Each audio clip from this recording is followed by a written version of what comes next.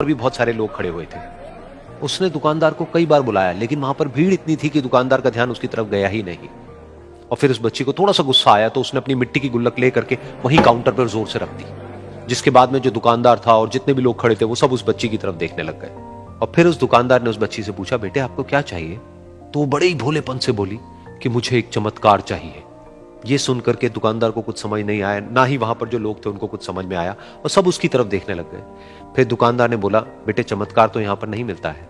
तो बच्ची को लगा कि वो उससे झूठ बोल रहा है, तो बच्ची ने कहा कि मेरी गुल्लक में बहुत पैसे हैं, आप बताओ आपको कितने पैसे चाहिए, लेकिन मैं आज यहां से चमत्कार लेकर के ही जाऊंगी। तो वहीं काउंटर पे एक और आदमी खड़ा था, उसने उस बच्ची से पूछा कि बेटे क्यों चाहिए तुमको चमत्कार?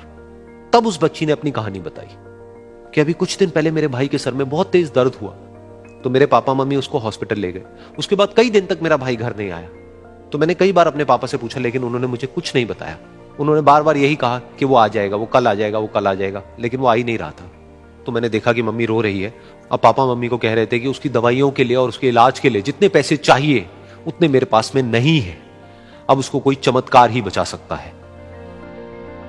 तब मुझे लगा कि अगर मेरे पापा के पास में इतने पैसे नहीं भी हैं तो क्या हुआ, मेरे पास में तो है। तो मैंने जितने भी पैसे जोड़ रखे हैं वो सारे लेकर के मैं इस दवाई की दुकान पर आई। फिर उस आदमी ने उस बच्ची से पूछा, कितने पैसे हैं तुम्हारे पास में? ये सुनते ही उस बच्ची ने अपनी गुल्लक उठाई, जमीन पर फेंकी और तोड़ दी और पैसे गिनने लग गई। बाकी सब लोग खड़े होकर के उसको देख रहे थे।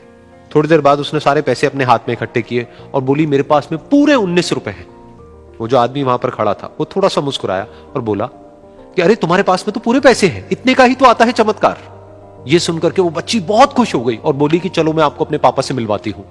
बाद में पता लगा कि वो आदमी कोई आम आदमी नहीं था, बल्कि एक बहुत बड़ा न्यूरोसर्जन था, और उसने सिर्फ 19 रुपए में उसके भाई की सर्जरी करी और कुछ ही दिन बाद वो ठीक होकर के घर वापस आ गया। फिर कुछ दिन बाद वो बच्ची, उसका भाई, उसके पापा, उसकी मम्मी चारों एक साथ बैठे हुए थे और बात कर रहे थे। तो उसकी मम्मी ने उसके पापा से पूछा कि अब तो बता दो ये चमत्कार आपने किया कैसे? तो उन्होंने अपनी बेटी की तरफ देखा और बोले, ये चमत्कार मैंने नहीं, इसने किया है।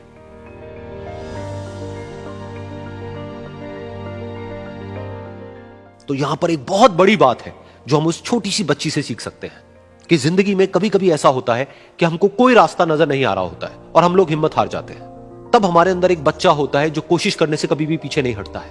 वो हार मानने को तैयार नहीं होता है क्योंकि उसको ना शब्द समझ नहीं आता है। वो बच्चा जिसके लिए कुछ भी नामुमकिन नहीं है, क्योंकि वो हर हाल में कोशिश करता ही रहता है।